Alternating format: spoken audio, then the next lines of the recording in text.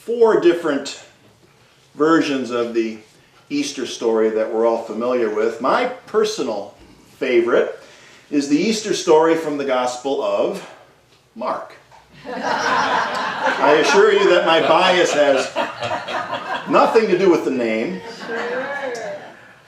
Mark is actually the first of the four Gospels to have been written. I know they put them in the Bible in the order of Matthew, Mark, Luke, and John, but Mark was first, and the story in Mark is very different from the other three. According to Mark, when the Sabbath was over, two women named Mary and a woman named Salome went to the tomb to anoint the body. In the other three stories, there's all sorts of different versions, different people, but in Mark it was three women. And when they got there, they found that the tomb was empty, and there was this young man, simply described as that, a young man dressed in white, who said, "He's not here. He's been raised. He's gone on ahead of you to Galilee, and there you will see him."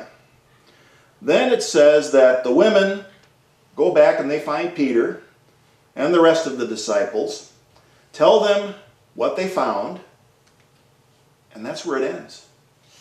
That's where the Gospel of Mark ends, with three women and an empty tomb.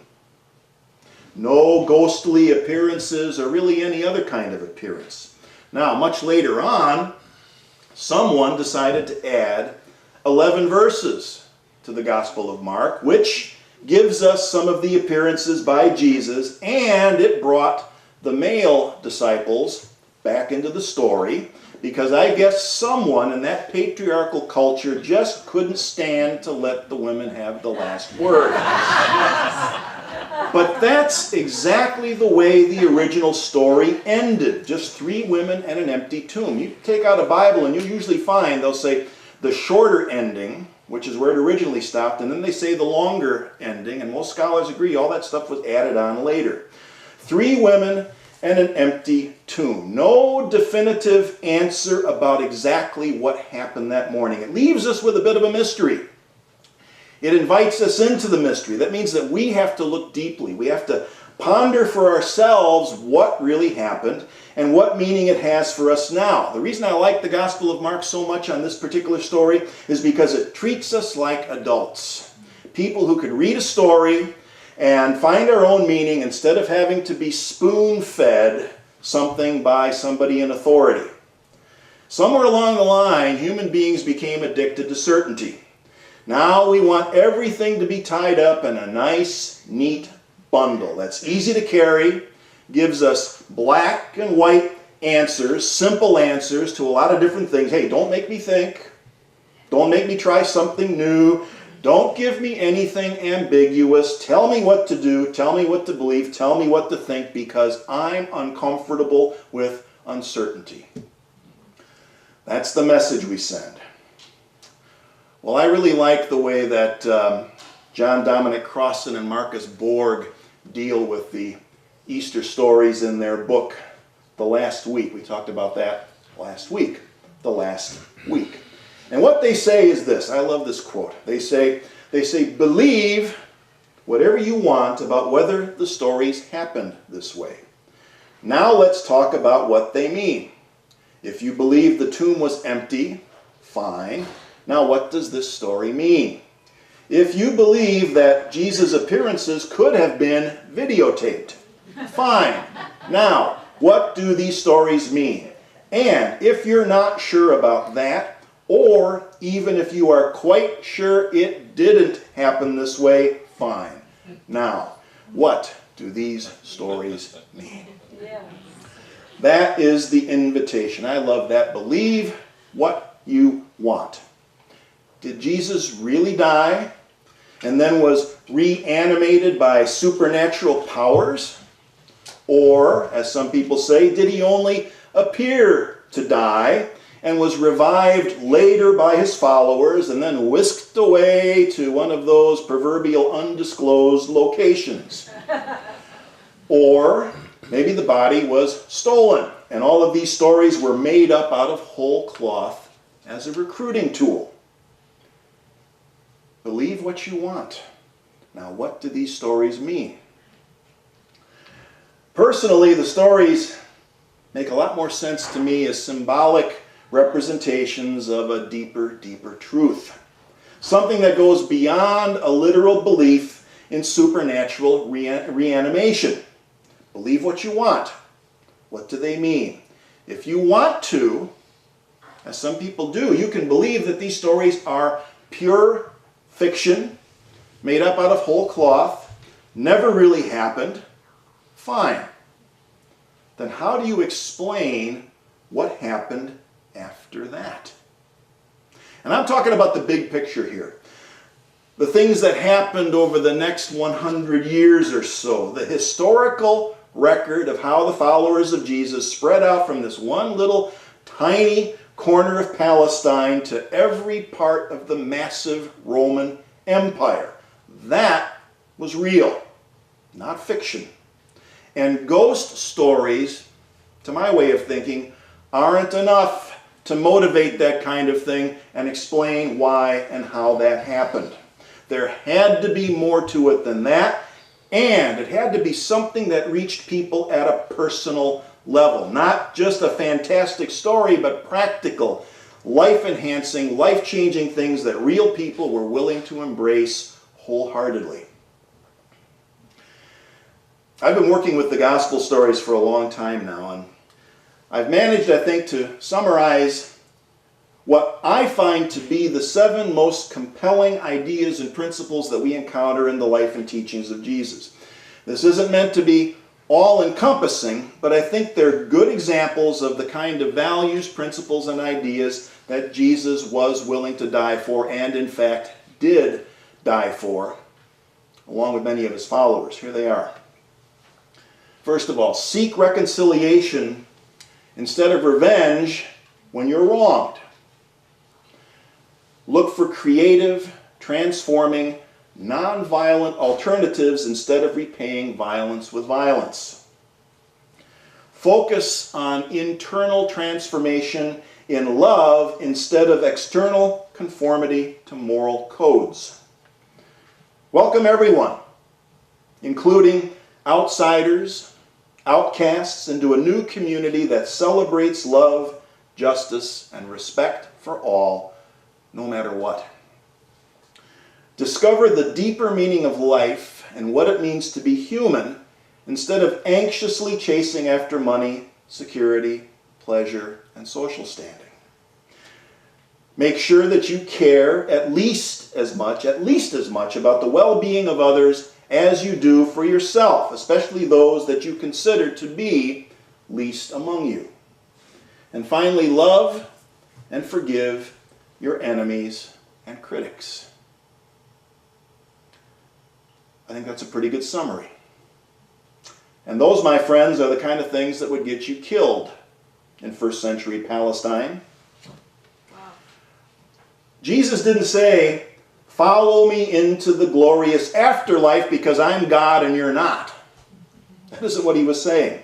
He said to practice these values in my memory and remember what I was willing to die for. And it all went really well for a couple of 100 years at least. The early followers of Jesus weren't obsessed with the afterlife like so many Christian groups are today. The early followers of Jesus were focusing on building a new kind of community in this life. Because remember what Jesus said about the kingdom of heaven. He said it wasn't out there far off in a far off place at a far off time. He said the kingdom of heaven is among you, is within you. It's here and it's now.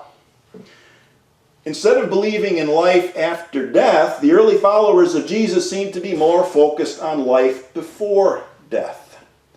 I saw this bumper sticker not too long ago. I like it. I believe in life before death. And the one person, if there was any one person who was most instrumental in helping this message to spread to all the corners of the massive Roman Empire, was the guy we know as Paul. If you want to get an idea of the kind of community that he was advancing, the kind of community that they were creating, You have to check out this passage from Paul's letter to the Galatians, where he says this very radical thing in those days. He said, there is no longer Jew or Greek, there is no longer slave or free, there is no longer male and female, for all of you are one in Christ Jesus, in this new community that's based on the values that I was just talking about there. That's what got the people's attention. That's the kind of thing that they could embrace wholeheartedly. That's the kind of thing that was life transforming. It was a radical message back in those days because the world was divided by these rigid social, cultural, and economic hierarchies. Gender separation, slavery, ethnic discrimination were practically institutionalized all across the world in those days. Can you see how this would have been a message that would have been received enthusiastically? Enthusiastically by people who had been marginalized and oppressed by that kind of culture. And Paul had another part to this radical message that he gleaned from the life and teachings of Jesus. He said this, he said, do not be conformed to this world, but be transformed by the renewing of your minds, so that you may discern, not have it fed to you or imposed on you by an outside authority, but so that you may discern what is the will of God, what is good and acceptable and perfect. Another empowering message. And notice what he isn't saying. He is not saying, escape from this world into the afterlife. He's saying, do not be conformed to this world, but be transformed. You can be in the world without being a product of the world. Change the way that you think. That's what he means by be transformed. Change the way you think so you can start to manifest more of the true, the good, and the beautiful in this life. Resurrection is not about raising a dead body. It's about raising consciousness. That's what Paul was getting at. If you want to raise consciousness, you have to change your thought patterns first. And that takes work because it runs counter to our human conditioning. It's part of human nature to focus on the external world. And we're not going to have to stop doing that. We just have to stop putting that first. If something bothers us, our instinctive reaction is to try to change the external condition. Feeling unhappy, feeling unfulfilled, got an empty space inside? Well, go out and get something to fill it. A fancier car, a bigger house, whatever. Fill it from the outside. Paul is saying, raise consciousness first. And it's crucial because we experience life exactly according to our current level of consciousness. If someone is doing something that drives us nuts, we can take it as an invitation, as we usually do, to change them. We can try to enroll others as allies in our crusade to stamp out the kind of behavior out there that we disapprove of.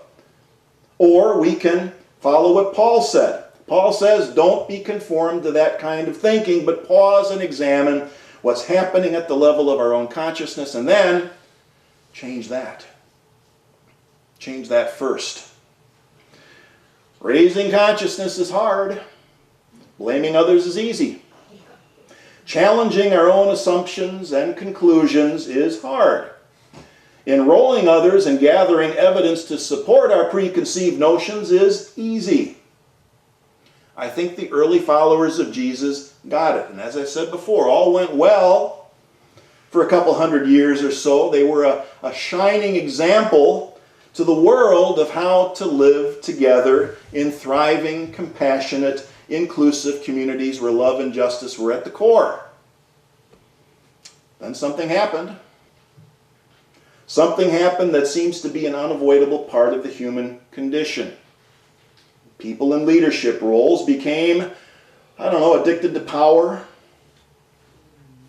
authority, dogma, obedience pushed out reason, compassion, equality, and love, and all those things. The radical message of inclusion becomes a blueprint for even greater oppression. Sad when you think about it. When Karen and I were attending Unity Institute in Kansas City, we got to know a local minister. He was formerly a Baptist. His name was Paul Smith. And he has a book out, I think probably a couple years old now, called Integral Christianity. And he talks about how that wonderful, early, radical vision got derailed. And here's what he says about it. He says, Christianity began in Palestine as an experience. It moved to Greece, became a philosophy, moved to Italy, became an institution, moved to Europe, became a culture, and it moved to America and became a business. We have left the experience long behind. And that process has been going on for a long time now. In America, the experience has been left so far behind that many people think that we need laws like the Religious Freedom Restoration Act, or acts that have been cropping up in different states. They think that we need laws like that in order to restore their sense of religious power or religious self-esteem or whatever it is. But once again, it's all about power. Once again, it's all about power. It certainly isn't about raising consciousness. It certainly isn't about raising consciousness to the level that was demonstrated by those 7 values that Jesus lived and died for. More conformity, right? More conformity. The values and the principles that Jesus lived and died for are being left far behind. Resurrection isn't a one-time thing. I think that's part of the message that we've lost. Resurrection is not a one-time thing. It isn't about raising a dead body. It's about raising consciousness. It has to be a personal decision that we have to make on a daily basis during the course of this one human life that we've been given. And Easter is the wake-up call that urges us to remember to make the most of this life. God bless you all. See you next week.